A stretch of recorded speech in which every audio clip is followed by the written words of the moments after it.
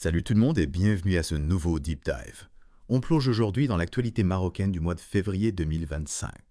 Préparez-vous, on a des innovations fascinantes à découvrir de la finance aux infrastructures en passant par la culture et oui même les sardines. Absolument. Et vous allez voir, chers auditeurs, que ces sujets sont bien plus connectés qu'il n'y paraît. Ce sont des indices d'une société marocaine en pleine mutation dynamique et tournée vers l'avenir. Alors pour commencer, on parle d'une transformation qui pourrait toucher le quotidien de tous les Marocains.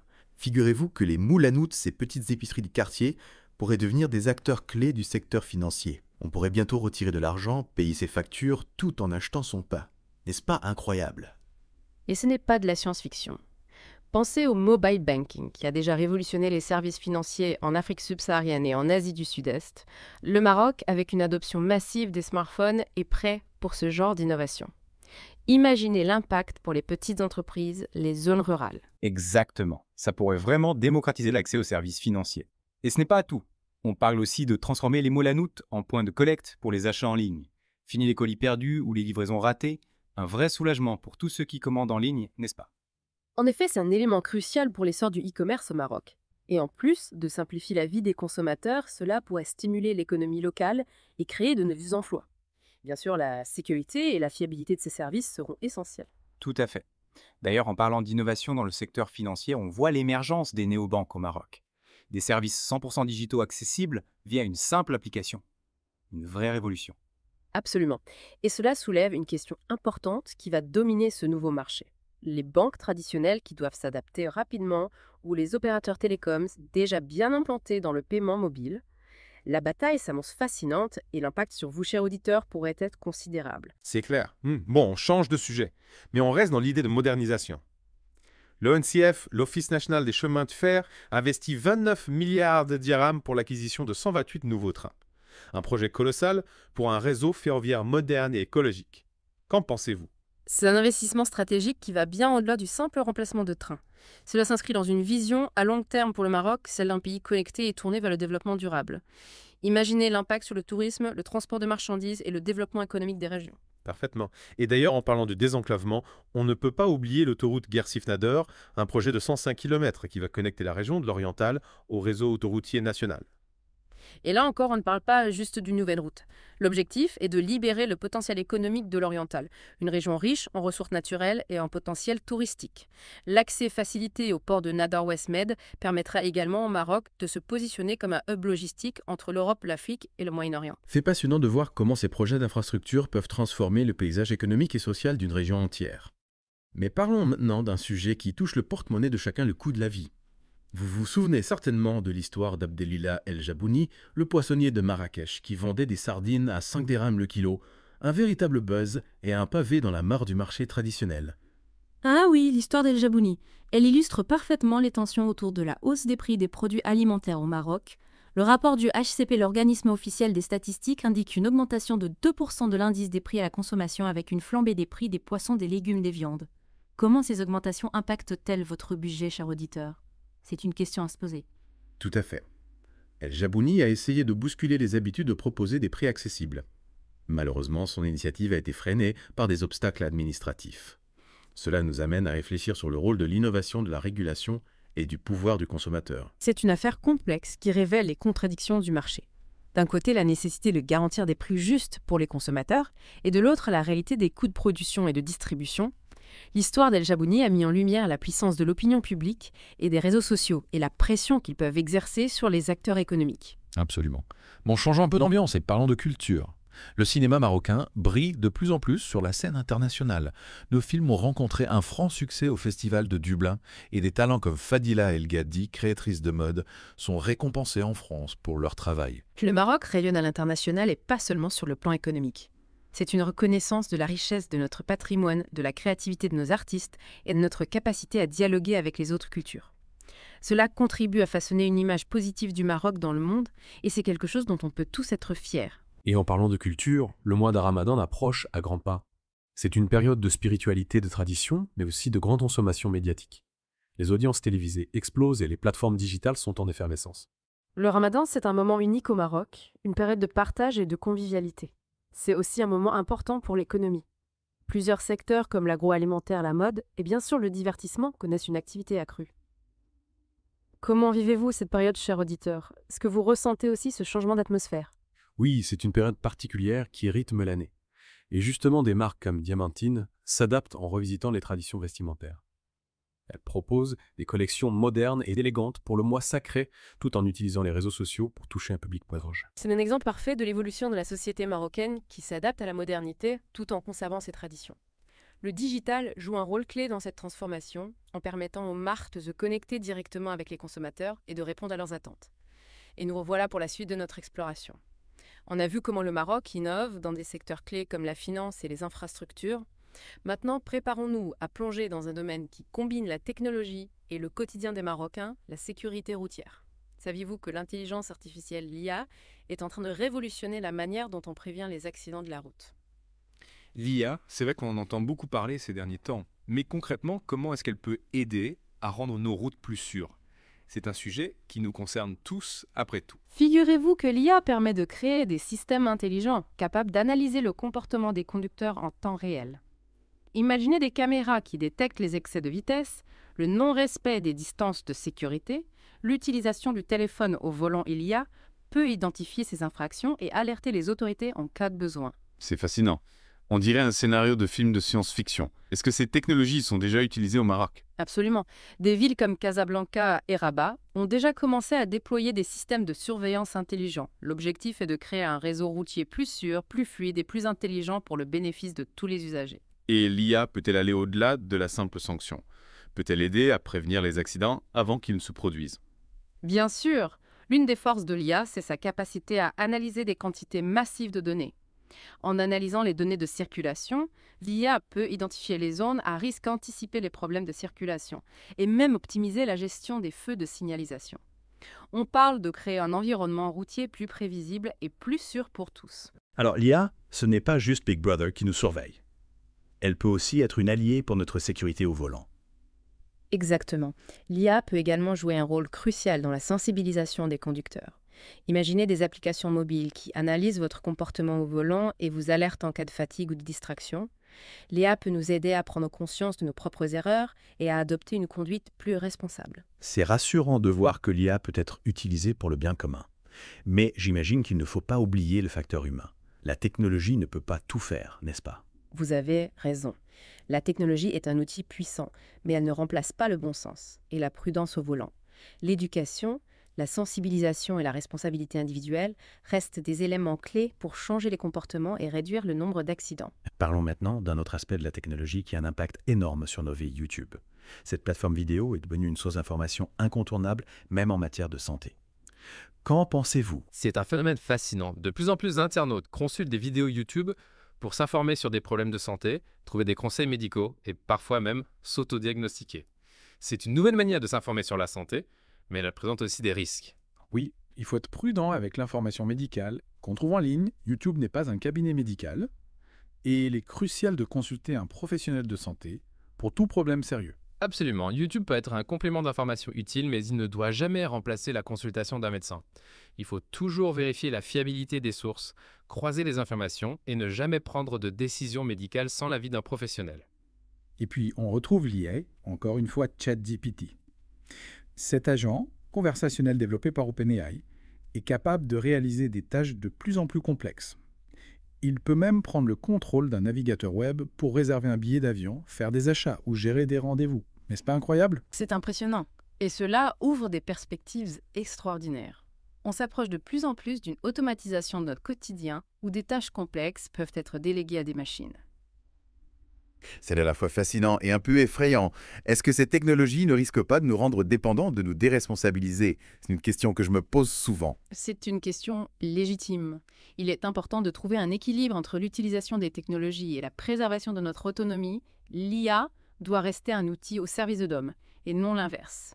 C'est à nous de définir les limites et de garantir que la technologie reste un moyen de nous faciliter la vie sans nous priver de notre capacité à penser et à agir par nous-mêmes. Bon, on change de sujet et on parle de nos deux géants du web Instagram. Le réseau social préféré des influenceurs teste un bouton « Je n'aime pas » pour modérer les commentaires. Qu'en pensez-vous? Est-ce une bonne idée? L'objectif est louable, lutter contre le harcèlement en ligne et les discours haineux. Et les utilisateurs pourront signaler les commentaires inappropriés, mais ces dislikes resteront privés pour éviter les représailles. C'est une approche intéressante. Créer un environnement en ligne plus respectueux et plus bienveillant est une priorité. Mais il ne faut pas oublier que la liberté d'expression doit être protégée. Tout à fait. Il s'agit de trouver un équilibre délicat entre la modération des contenus. Leur succès entrepreneurial ne suffit plus à garantir leur popularité. Ils sont devenus des figures publiques scrutées à la loupe par les médias et les réseaux sociaux et jugées sur leur prise de position politique, leurs choix stratégiques, leur impact sur la société. C'est la rançon de la gloire pour ces leaders de la tech qui doivent composer avec une opinion publique de plus en plus exigeante et une médiatisation omniprésente. Et en parlant de défis, on ne peut pas passer à côté de la cybersécurité. Le Maroc a enregistré une augmentation significative des cyberattaques en 2024, avec plus de 6,4 millions de tentatives de phishing bloquées. Le phishing, c'est cette technique qui consiste à se faire passer pour un organisme de confiance pour voler des données personnelles comme les mots de passe ou les numéros de carte bancaire. C'est un fléau qui touche le monde entier, et le Maroc n'est pas épargné. L'essor du digital et du e-commerce a multiplié les risques et les hackers sont de plus en plus sophistiqués. Il est crucial de se protéger, et la première règle, c'est la prudence. Ne jamais cliquer sur des liens suspects, ne jamais divulguer ses informations personnelles sur des sites non sécurisés. Ce sont des gestes simples qui peuvent vous éviter bien des ennuis. Tout à fait. Et il faut bien sûr utiliser des mots de passe robustes, mettre à jour ses logiciels régulièrement et installer un antivirus performant. La cybersécurité, c'est l'affaire de tous. Il faut être vigilant et adopter les bons réflexes pour se protéger contre les menaces en ligne. Absolument. Et n'oublions pas que la sensibilisation est un élément clé de la cybersécurité. Il est important de s'informer sur les différentes techniques utilisées par les hackers, de partager les bonnes pratiques avec ses proches et de signaler toute activité suspecte aux autorités compétentes. On change de registre et on parle de culture. Le musée Al-Bata des arts islamiques de Fès a rouvert ses portes après une longue période de restauration. C'est une excellente nouvelle pour la ville de Fès, capitale spirituelle du Maroc. Ce musée abrite une collection exceptionnelle d'objets d'art islamique témoins de la richesse de notre patrimoine. C'est une invitation à découvrir l'histoire et la culture du Maroc à travers le prisme de l'art islamique, un art qui a influencé le monde entier. Le musée Al-Bata est un lieu incontournable pour tous les amoureux de l'art et de l'histoire. Il est aussi un symbole de la coexistence des cultures et des religions au Maroc, un message de paix et de tolérance qui résonne encore aujourd'hui. Et puis, il y a le retour tant attendu de Rihanna sur la scène musicale. La chanteuse a confirmé la préparation de son 9e album 6 ans après la sortie d'Anti. Ses fans sont en ébullition et on comprend pourquoi. Rihanna est une icône de la musique pop et son retour est un événement majeur. Elle a promis un album qui ne sera ni commercial ni conformé pour la radio. De quoi attiser la curiosité et l'impatience de ses millions de fans à travers le monde. Rihanna est connue pour son audace et son sens de l'innovation. Ce nouvel album s'annonce prometteur et on a hâte de découvrir ce qu'elle nous réserve. On peut s'attendre à un album qui bouscule les codes et qui explore de nouveaux horizons musicaux. Rihanna n'a jamais eu peur de prendre des risques et de se réinventer. Et c'est ce qui fait d'elle une artiste unique et fascinante. Avant de conclure cette deuxième partie, j'aimerais qu'on évoque un événement insolite qui a fait sourire les Marocains. Le Conseil supérieur du pouvoir judiciaire a infligé un blâme à un magistrat pour avoir oublié un individu placé en détention provisoire. Une erreur administrative qui a heureusement été corrigée, mais qui soulève des questions importantes sur le fonctionnement de notre système judiciaire. Cet incident aussi cocasse soit-il met en lumière la nécessité de garantir les droits des détenus et de veiller au bon fonctionnement de la justice. C'est un enjeu fondamental pour la démocratie et l'état de droit. Tout à fait. La justice doit être impartiale, efficace et accessible à tous. C'est un pilier de toute société démocratique. Et il est important de veiller à ce que ce pilier reste solide et digne de confiance. La justice est un sujet complexe et sensible, et il est important d'en parler ouvertement et de manière constructive. Cet incident nous rappelle que le système judiciaire n'est pas parfait, et qu'il est important de le questionner, de l'améliorer et de le rendre plus juste pour tous. Absolument. On se retrouve dans quelques instants pour la 3e et dernière partie de notre exploration des innovations marocaines. Restez avec nous, on a encore plein de choses à partager. De retour pour la dernière partie de notre Deep Dive, on a exploré des sujets variés de la technologie à la culture, en passant par l'économie et la sécurité. Maintenant, on s'intéresse à un domaine qui passionne les Marocains, le sport. Et on commence avec du foot, bien sûr. Et oui, impossible de parler du Maroc sans évoquer le ballon rond. Et justement, il y a du nouveau du côté de la Fédération royale marocaine de football Fouzi Legja. Le président de la FRMF a rencontré son homologue mauritanien, Ahmed Ould Yachia, à Nouakchott. De quoi ont-ils parlé? Cette rencontre était placée sur le signe de la coopération. Les deux fédérations ont discuté de projets communs pour développer le football dans leurs pays respectifs et renforcer les liens sportifs entre le Maroc et la Mauritanie. Imaginez l'impact que cela pourrait avoir, chers auditeurs, notamment pour les jeunes footballeurs en herbe. C'est une excellente initiative. Le Maroc a beaucoup d'expertise à partager en matière d'infrastructures sportives et de formation des jeunes talents. La FRMF est un modèle pour de nombreux pays africains et cette collaboration pourrait profiter à toute la région. Et puis n'oublions pas la Coupe d'Afrique des Nations 2025 qui sera organisée au Maroc. Un événement majeur qui va dynamiser le football africain et mettre en lumière les infrastructures sportives du royaume. Ah oui, la CAN 2025. On a tous à y être. D'ailleurs, une fausse information a circulé sur les réseaux sociaux affirmant que le Maroc s'était vu retirer l'organisation de la compétition. Heureusement, c'est un deepfake, une vidéo truquée. La CAN aura bien lieu au Maroc, comme prévu. Mais cela montre à quel point il est important de rester vigilant face aux fausses informations. Absolument, les deepfakes sont de plus en plus réalistes et il est parfois difficile de distinguer le vrai du faux. Il est crucial de vérifier les sources d'informations et de ne pas se laisser influencer par des contenus manipulés. L'esprit critique est notre meilleure arme face à la désinformation. Restons dans le domaine du sport, mais changeons de discipline. Saviez-vous que Dakhla, cette magnifique ville du sud du Maroc, va accueillir le 2e congrès de la Confédération africaine de ski? Dakhla, connu pour ses plages paradisiaques et ses spots de kitesurf, est en train de devenir une destination incontournable pour les sports de glisse. Et le ski sur sable a le vent en poupe. C'est assez inattendu, non? Voir le Maroc s'imposer comme une destination pour le ski sur sable, c'est la preuve que le pays ne cesse de se réinventer et d'explorer de nouveaux horizons. Ce congrès va réunir des représentants de plusieurs pays africains pour discuter du développement du ski sur le continent. Une belle initiative pour promouvoir ce sport méconnu et démontrer que l'Afrique a aussi sa place dans le monde des sports d'hiver ou plutôt des sports de sable chaud. Revenons maintenant au football et à son aspect économique. Le championnat marocain de football est le 5e plus valorisé du monde arabe selon le site spécialisé Transfermarkt. C'est une belle performance, mais il reste du chemin à parcourir pour rattraper les leaders. Effectivement, le championnat marocain se positionne derrière l'Arabie Saoudite, les Émirats Arabes Unis et le Qatar, qui ont investi massivement dans leur championnat, attirant des stars internationales et développant des infrastructures de pointe. Le Maroc a encore du potentiel à exploiter pour atteindre ce niveau.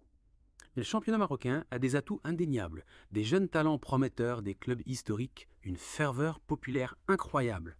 Avec une meilleure organisation et des investissements plus importants, il pourrait encore progresser et s'imposer comme une référence sur le continent. Tout à fait, le potentiel est là. Et on voit déjà des initiatives pour professionnaliser davantage le championnat, attirer des sponsors et améliorer la formation des jeunes joueurs. L'avenir du football marocain s'annonce prometteur. Avant de conclure notre exploration, j'aimerais qu'on parle d'une initiative culturelle qui m'a beaucoup touché. L'exposition et le Musée international de la Sirah du prophète et de la civilisation islamique à Rabat ont adapté leurs horaires pour le mois de Ramadan. C'est une excellente nouvelle pour tous ceux qui souhaitent découvrir ou redécouvrir cette exposition exceptionnelle pendant le mois sacré. L'exposition retrace la vie du prophète Mahomet et met en lumière la richesse de la civilisation islamique. Un voyage fascinant à travers l'histoire et la spiritualité.